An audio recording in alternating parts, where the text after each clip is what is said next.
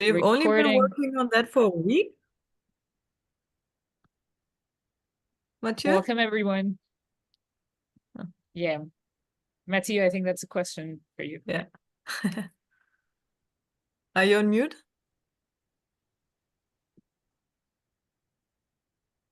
Sorry, I didn't hear the question because two people were talking at the same time. Yeah, sorry.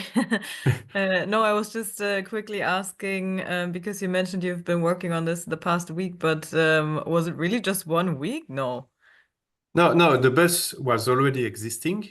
Ah, okay. And we worked on improving it to make basically it's to have the possibility to remove some of the seats, to change it to three, so remove 2 seats where you can pedal, to 3 seats for smaller children, or to a big box to carry more stuff, and in a modular way so that it's easy for the driver to change it without having to manage a lot of parts and things like that. No, but the bus was already, it arrived mounted, and we just made modifications. Like, wow, you're quick. Cool. Okay. Amazing. Thank you so much. And I think with this, we can kick off with this exciting energy. We can kick off our call today. Welcome, everyone. This is the third part for the Maker in Residency community calls. The first 2, we've had the pleasure of talking to 4 of the African residents who've been part of the MiR program, where they've resided in exciting makerspaces around Europe, in different European cities.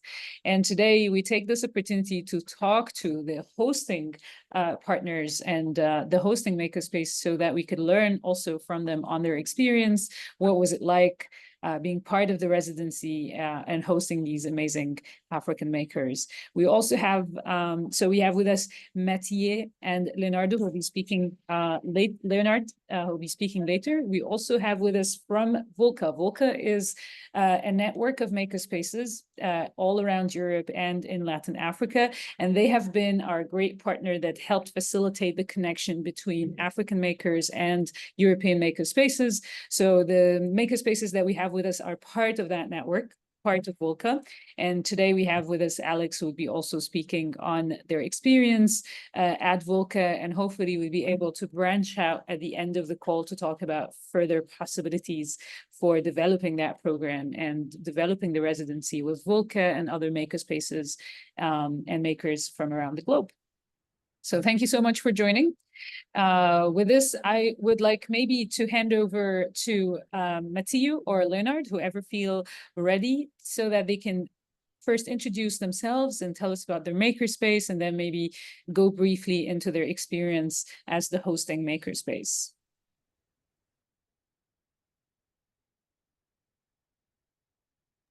Maybe I can start. So hi, I'm Mathieu Dupont. I'm one of the fab managers of the Fab Lab of Varennes-sur-Allier, which is a small town, 3,000 inhabitants, more or less in the center of France, I would have said of the world. But it's in a former military base that was decommissioned. So the military left in 2015, and it has been transformed into industrial and commercial activity zone with a Fab Lab co-working space on 3rd place in it.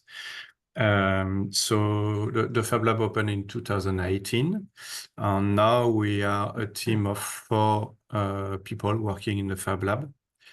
And we had the luck to welcome Witness from Tanzania that came for 1 week to work on her project, which was the ugali maker. So ugali is a traditional food in Tanzania that is quite labor intensive to cook. So you have to cook it, to mix it with a lot of effort while it is heating. And so they designed a first prototype there in Tanzania of a machine that allowed to the schools to cook it more efficiently. And she arrived with the design, and we worked with her for 1 week, for 1 month, to improve the design. So she stayed with us this whole time. And I don't know how long I'm supposed to talk, if I can enter in the details. So the first difficulty we had was it was quite a big machine, so she could not bring it, not like the bus here for the residency of this week. So we had only the plans so we had to build it again from scratch. And finally, discussing with her and with the what her team wanted to do, we finally redesigned completely the machine. We changed the design, but keeping in mind what tools they were able to provide there, what materials were easy to find. And that was quite interesting to change the way of working, because here everything is very easy to find on the source. You can buy anything, but there you really have in Tanzania, and like in most African countries, I imagine, you really have to do with what is the most common materials and the easiest way to find it. So the moving part, so you have to basically it's a big pot that is turning on a fire. You have to turn it because you have to mix, and for it not to burn, it has to turn. So the moving part is with a wiper motor that is very easy to source. The transmission was with bicycle parts, and all the other parts were with a basic metal frame that we solder. And so we try to keep it very basic, and we made a smaller prototype so that she can carry it back. But we wanted it to be scalable, so it was not the size of the school, so you could cook only for 2 people in the prototype. But their aim is to be able to cook for 15, 20 children at the same time. So we had to keep in mind that the design need to be scalable easily. So it was very interesting to work on that. Witness, I hope, learned quite a few things working with us, and we learned a lot of things with her. Amazing. And we moved her around, so because there is the work, and then there is what is aside the work. So all the cultural exchanges, the weekends, the team took care of her the weekends too, and this was not a negligible part of the exchange, and it was quite interesting too. It's very nice to hear from you, and I think we will head in more the also non-technical element of the residency, the cultural part, which I think is also is an integral part of these exchanges. So it's not only about the technical solution. I think there is also a movement that starts there that maybe hopefully Alex also would tell us about, because I feel like Vulca works a lot with this community element and getting to know the makerspaces before they're listed as members of Vulca, what that means, and what kind of feel they hope to achieve with the residency. But before we go into this place, I would also love to hear from Leonard. If you are able to unmute yourself and can tell us briefly, like introducing yourself, your makerspace, and just very briefly tell us about your residency experience.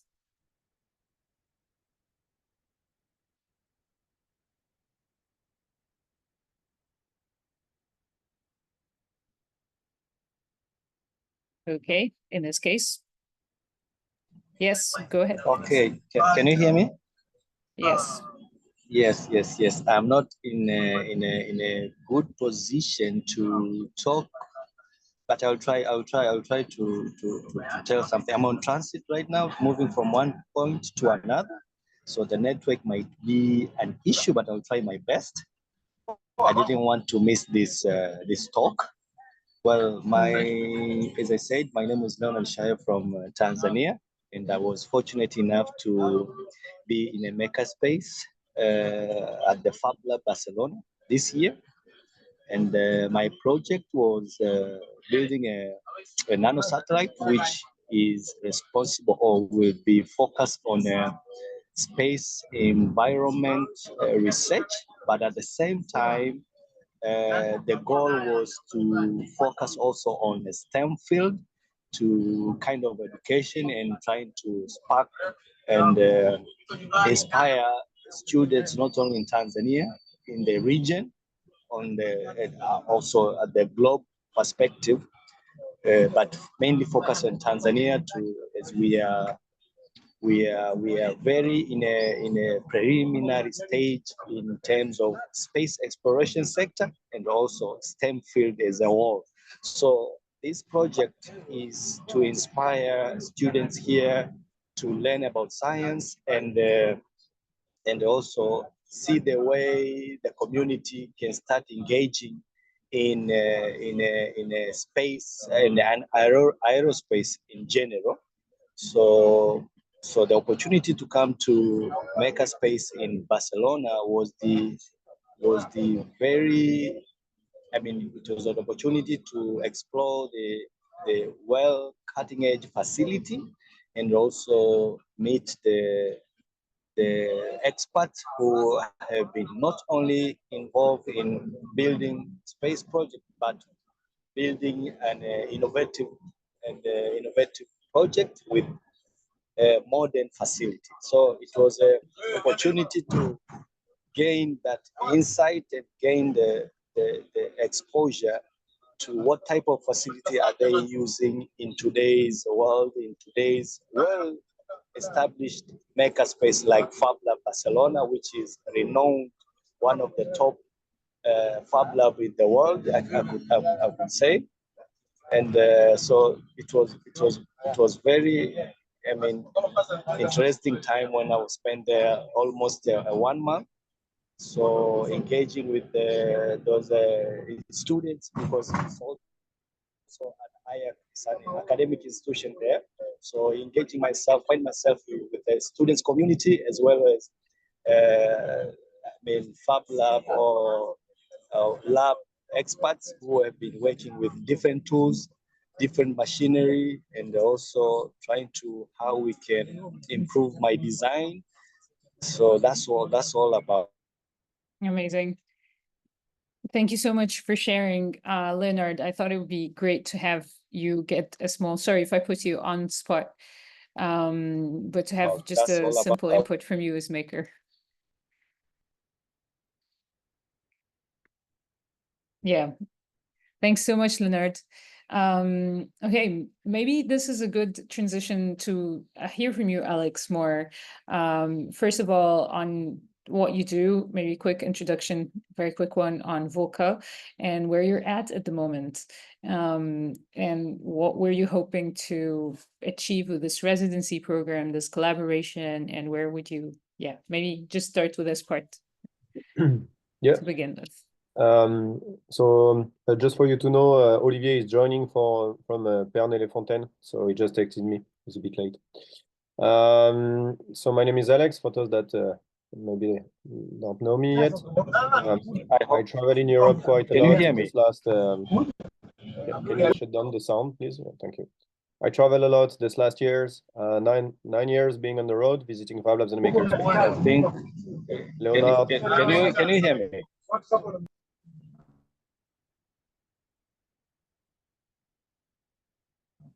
Yeah.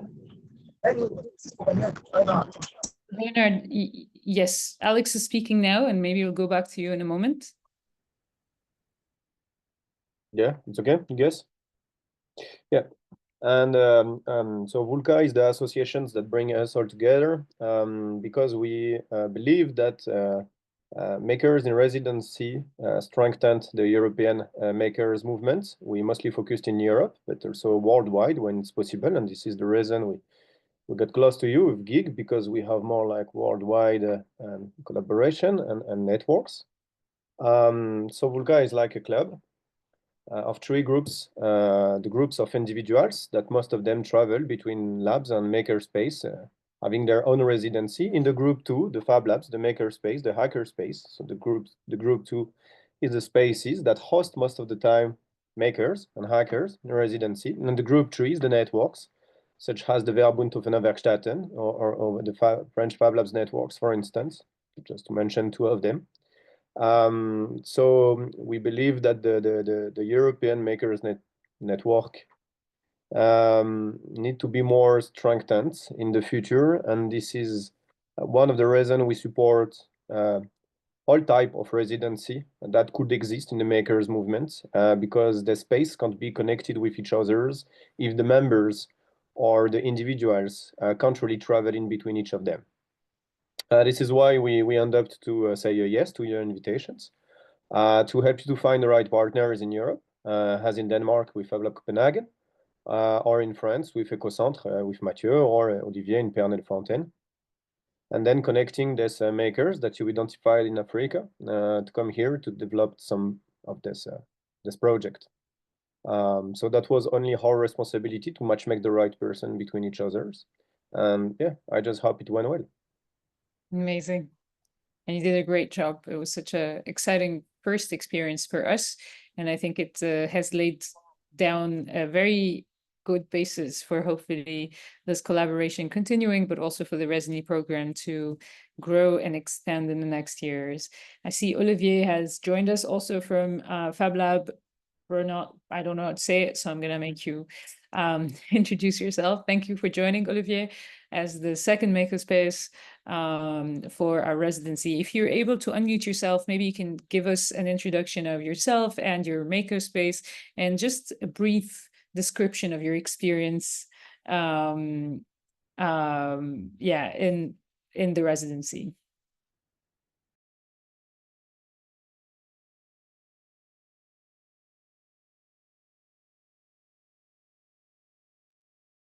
Olivier, can you hear us? Can you talk? Because you're still muted.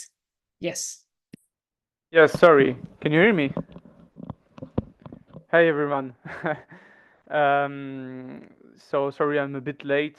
So I think the aim is to give you my feedback about the residency. Honestly, we were a bit how to say, we weren't sure of what we could provide to ASEM at the beginning. We were like we have a kind of small space. We don't have a big space, okay? So that was the wrong point at the beginning. I was a bit how to say, I wasn't sure I could provide any enough space to SM to make him realize his project, right? But it was okay, and SM and us and the team quickly fit together in terms of mind, in terms of thinking, mind, etc. So that was a really big pleasure to greet SM in our Fab Lab. We've got some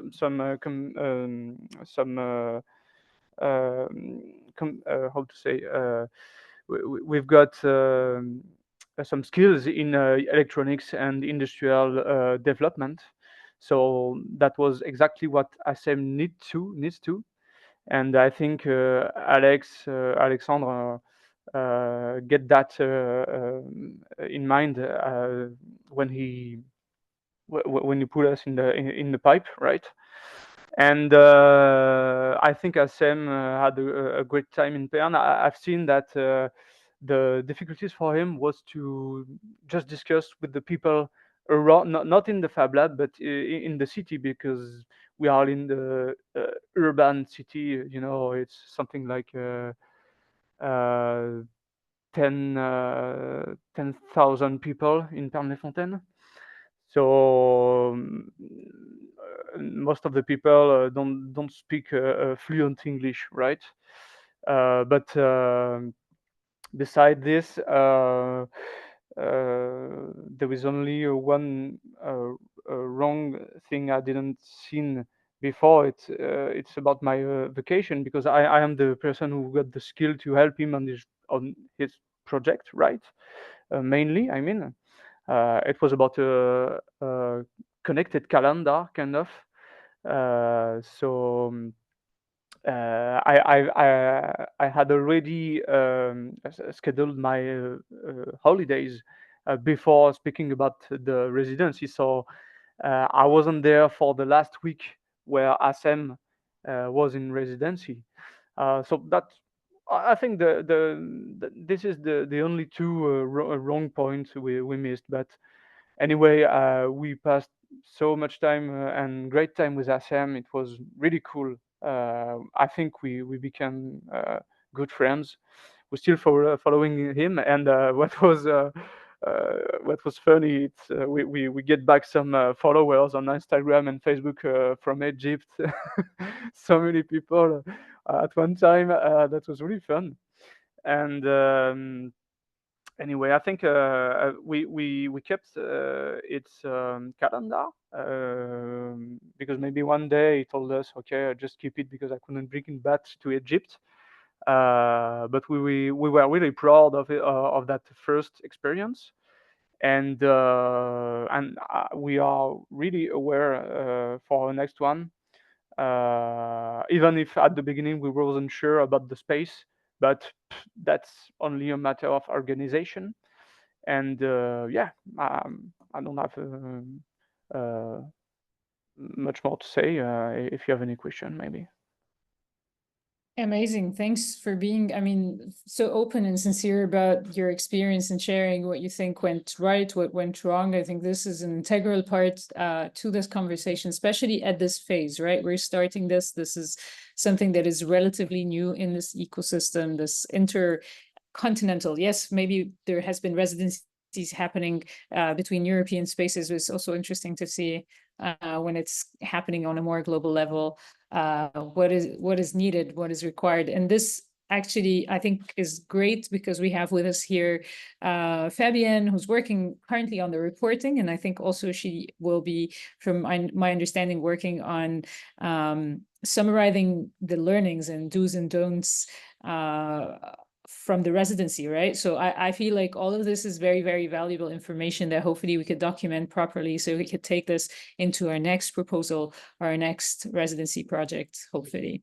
I mean, this also leads me to talk about the non-residency, non-technical maker element of the residency, the cultural element. We've heard from the makers very nice stories, and we've laughed along so many of this experience of them traveling to sometimes very small cities in France or somewhere else, and what it meant to them and how it was like. And I just wanted to know also what do you think this experience added maybe to your space or to you personally or to the community around the makerspace? Maybe Mathieu, you wanted to talk about this briefly. Can you tell us a little bit? Yeah, sure. Well, again, to be honest, and I think it's a good point to speak about what we were afraid and what was wrong anyway. But this is a good point. Sorry, in the southeast of France, this is not the best. How to say, the best region. French people are not so. We were afraid about people greet people from Africa, because I would say it's not the best open mind region, but it was really okay, and it brought us an international dimension to the Fab Lab, and at one time. Suddenly the members in the Fab Lab was like, okay, so there is some external people from everywhere in the world who could come into that region, into those spaces, maker spaces, Fab Labs, etc. And it gave us an international dimension, and I really appreciated that.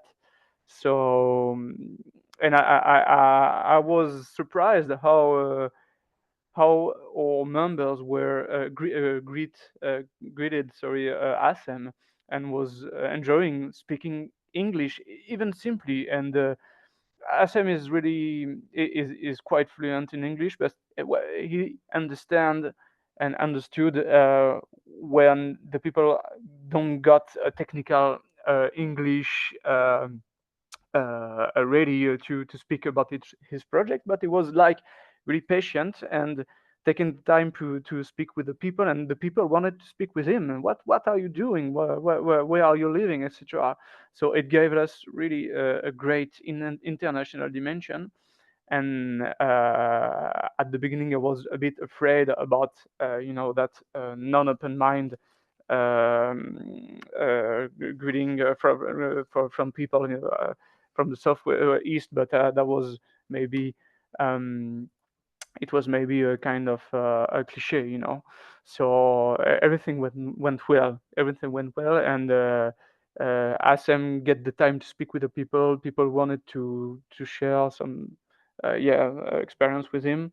So really, again, a great point about culture and exchange and everything.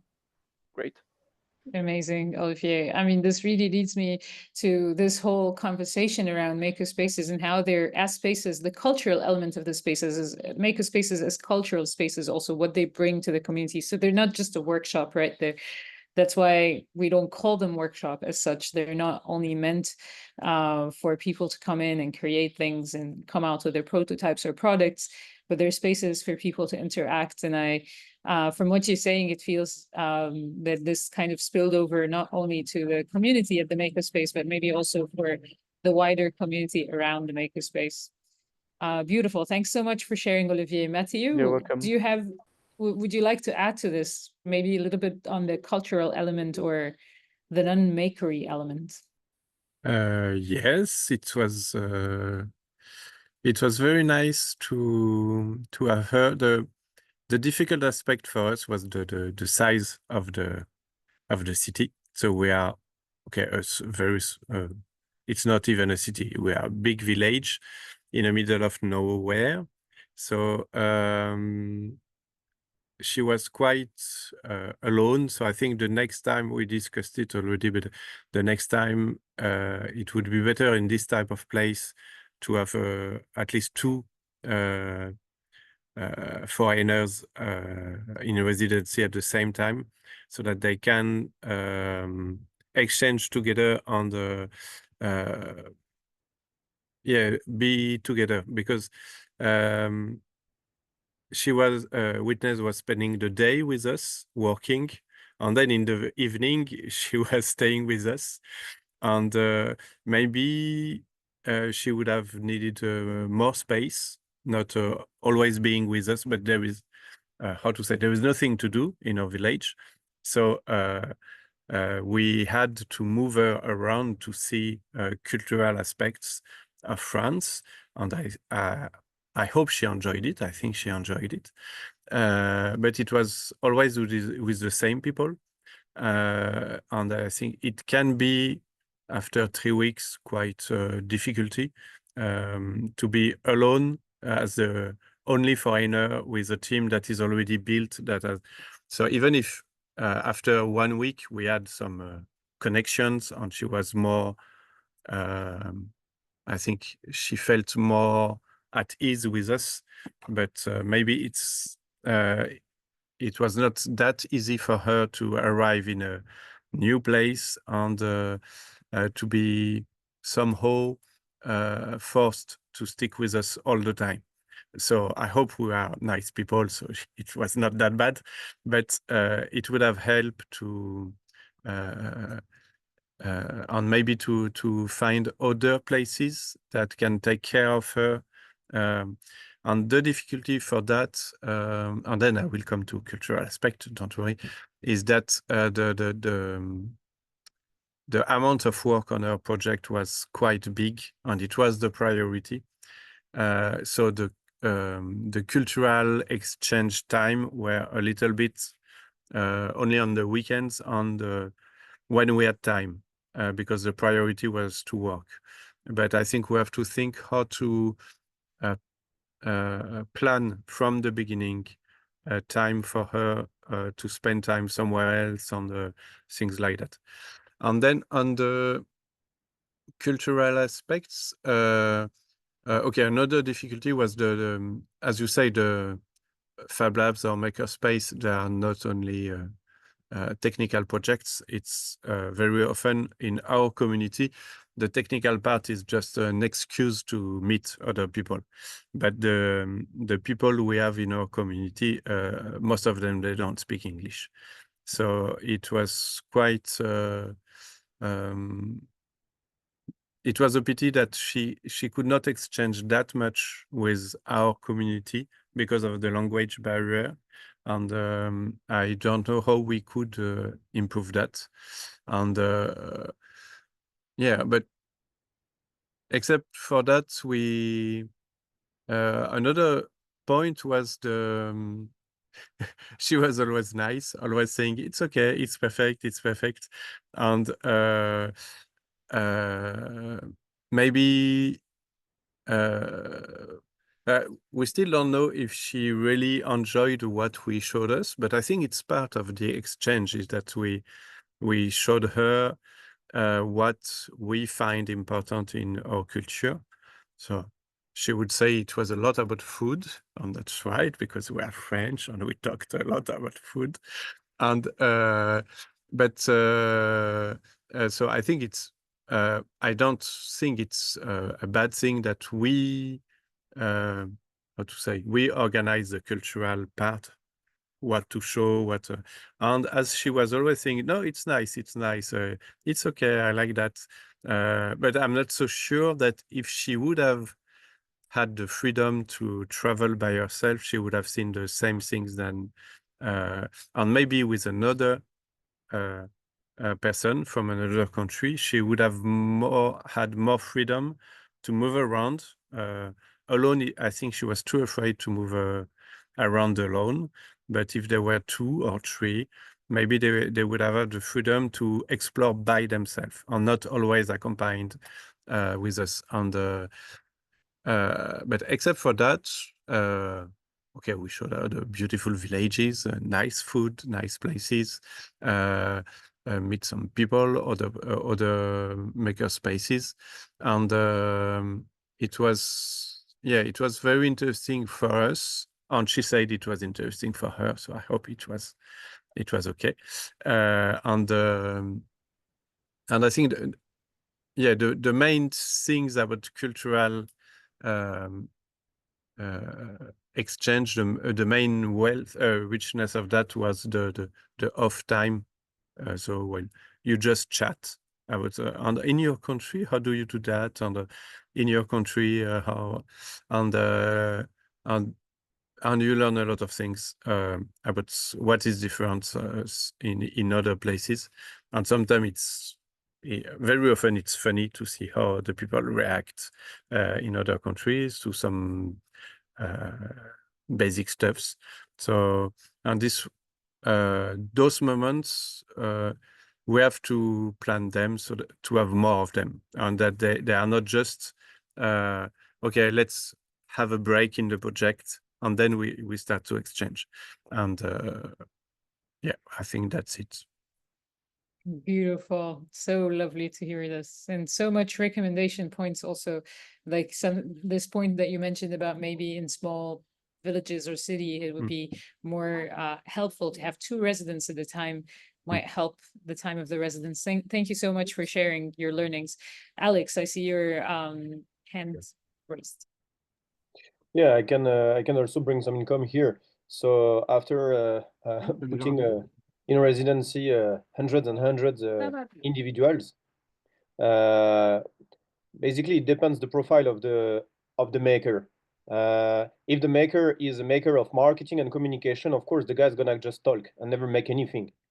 And this is a bit what I feel with the Matthew feedbacks, because over this week we found engineers from different parts of France that came to upgrade a vehicle, and they were not much talking, but they were basically making stuff. So I think there is a selection process that any of this organization we work with should kind of filters, you know. So tell us from the beginning if this is a maker of communication, marketing, or social, whatever. Fine.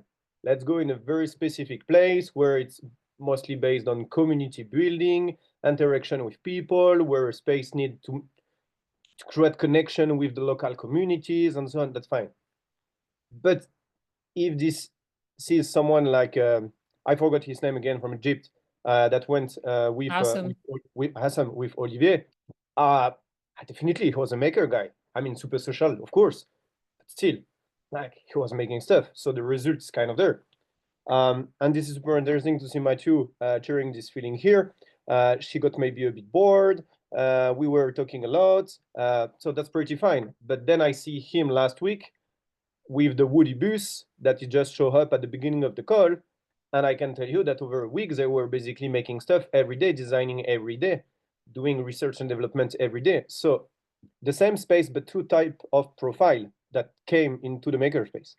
For the same reason, they were supposed to do research and development for her, but also for the Woody bus. But at the end of the week, I can figure out that in only 1 week, they made stuff with the Woody bus, but still kind of a weird kind of prototype over 3 weeks with your maker. So this is just something that we learn.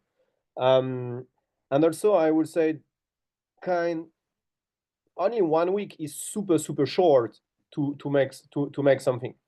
The reason that it works right now with the Woody bus, it's we put them in touch 2 months ago.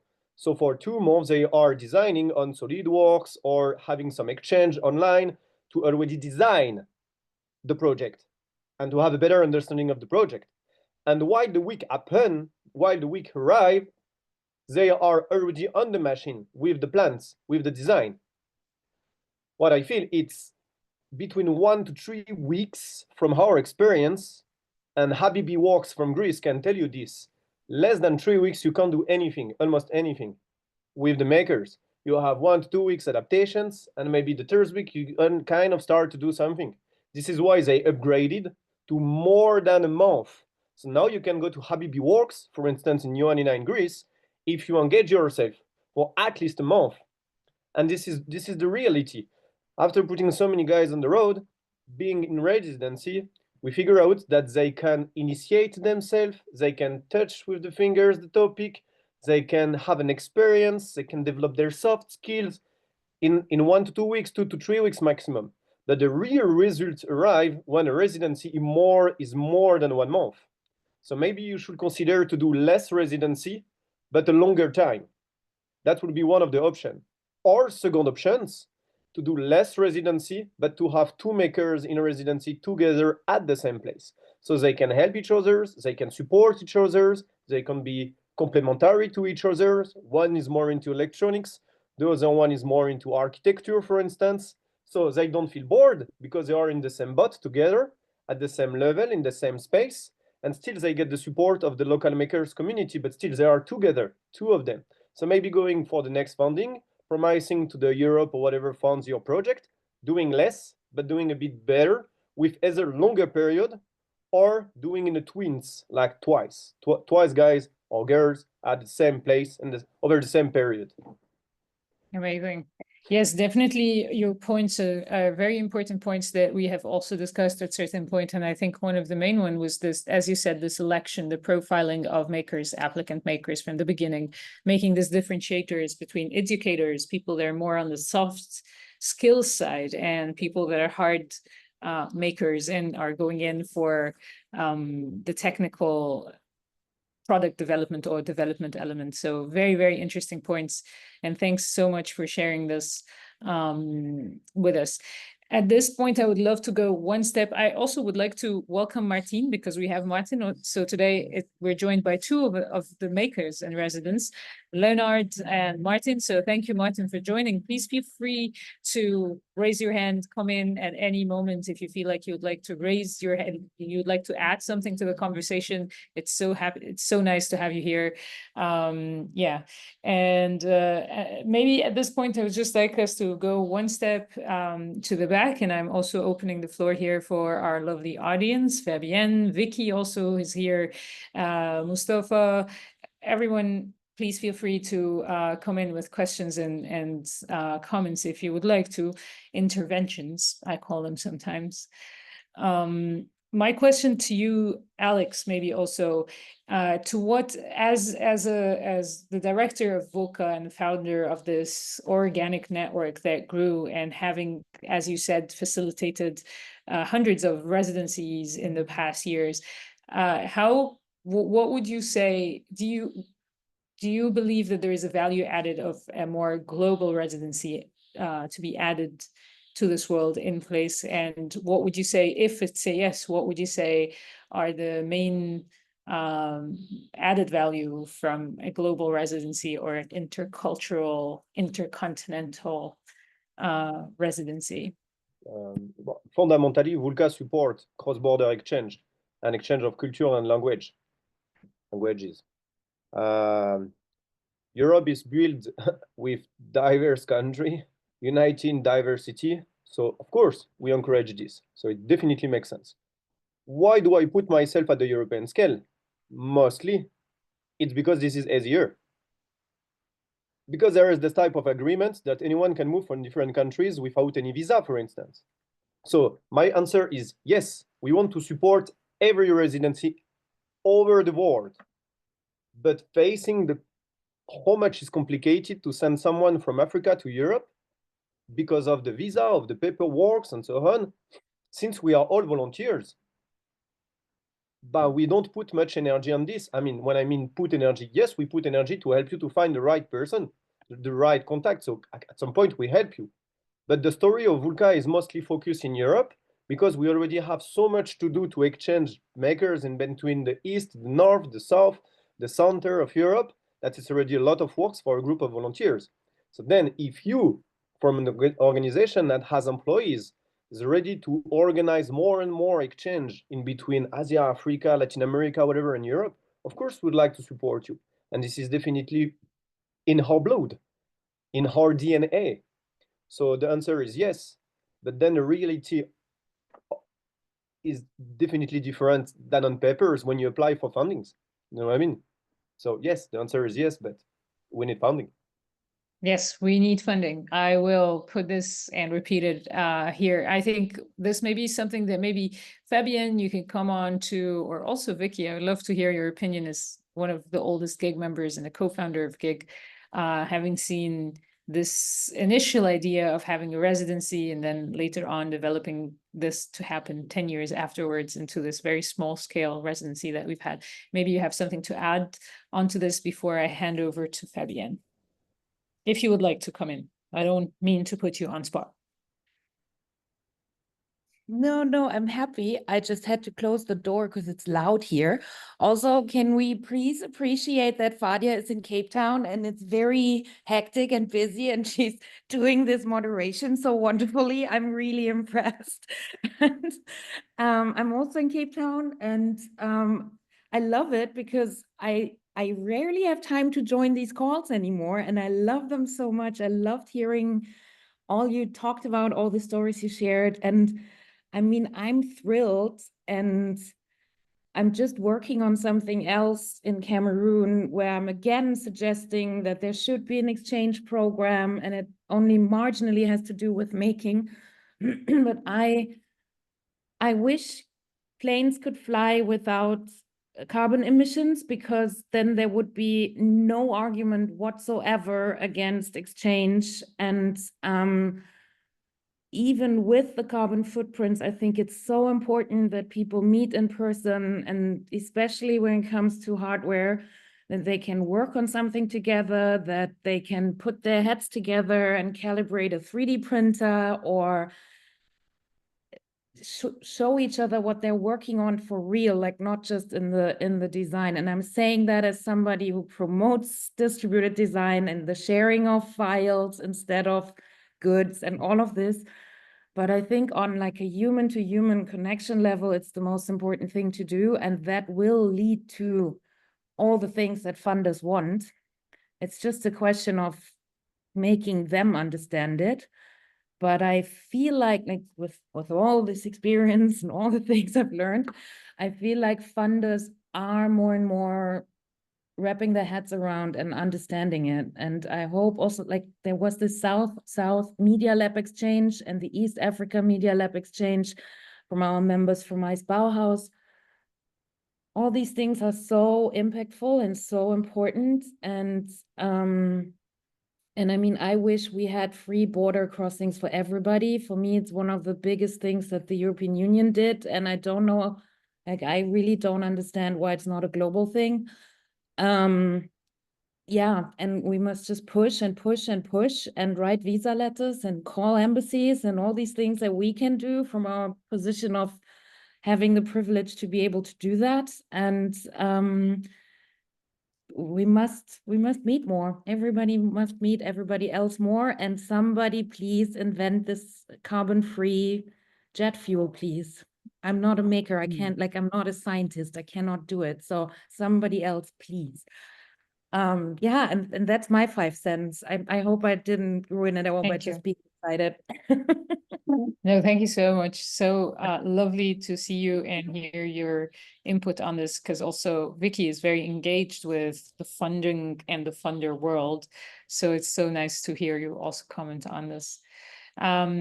Maybe at this point in the last minutes, Fabian, you have something to add on this. Fabian, you've put a lot of work to make this happen. I've seen it personally. You and Kristen, and Yeah. exactly what Alex is saying, coordinating this cross-continent. So I acknowledge that the intercultural element in Europe, but like from Africa to Europe, given all the structural problems and boundaries and borders that we have, it was very, very hectic. What is your take on everything being said today?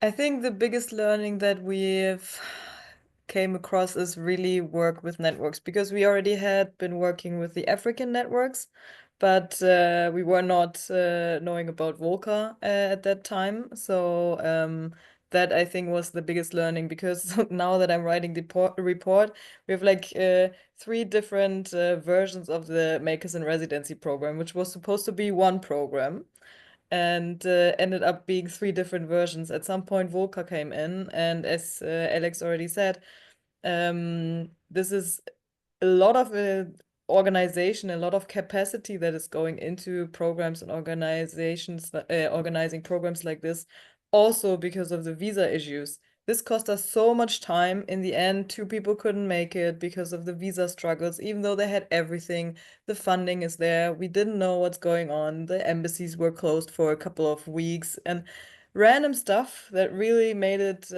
difficult to do that. So we are very happy that in the end we had 4 makers actually doing the residency. So I really understand his point with capacity. So our learning is also, if we are doing something like that, we would need the networks on both sides. And of course, this network also needs payment for their work, because this is the most important part, right? Without Vulca, we wouldn't have been able to connect them with these great hosts. So I think that was one of the biggest learnings. And thank you all for sharing your experience again. I know we had already a call about that, but I think there were a few more points that I was able to write down in the report now. So thank you for that. And we will definitely write it not only in this report for the funder, but also create like a page that we will share online as a learnings or do's and don'ts for the residencies, so that everyone can learn from it. Yeah. Yes, it would be amazing also to share the learnings with all the makerspaces that have been part of it. I mean, it just came to me now that I need to say this also. I would love to thank all the makerspaces involved and Alex from Vulca, because all of your work has been done on voluntary basis. And this is the spirit of that ecosystem that I find undefined. I don't find this in other places. It's this international love and passion and common understanding of this movement that makes me really love what I do. So for this, we would really extend our heartful thank yous to all of you, but also just to say that we don't want to stand here. We want to find ways in which we could co-fund together. I mean, this is definitely on our agenda. We want to be writing proposals in the next period so that we could advocate based on the learnings and the experience and the data we've collected, advocate for why it's important to have more of these international residencies happening between makers and makerspaces across the world. And maybe a question there, because I mean, the experience so far, we were able to fund African makers traveling to Europe. Maybe a quick question for anyone who would like to end the call on it today. Would you be interested on coming on the other side of the world, maybe with less, visa problems? We could one day have some European makers making it to the African makerspaces. Alex? We wait Rasmus to come back to tell us how it was. Amazing. I will give you positive. I'll send pictures of Rasmus so you understand. I think we'll have you all. Yeah, I have Maybe some also. good ones. Okay. Mathieu, Olivier, any last notes, feelings, anything you would like to share with us? On this, and about this point of going there, I would like to very much if I have time. But for me, it's important too, because we are talking about cultural exchange, and I don't want those type of programs to give the idea that it's more interesting for them to come in our place than the other way. Because we may have more access to machines, but we all agree here that the main point about those exchange is the cultural aspect and to learn from each other.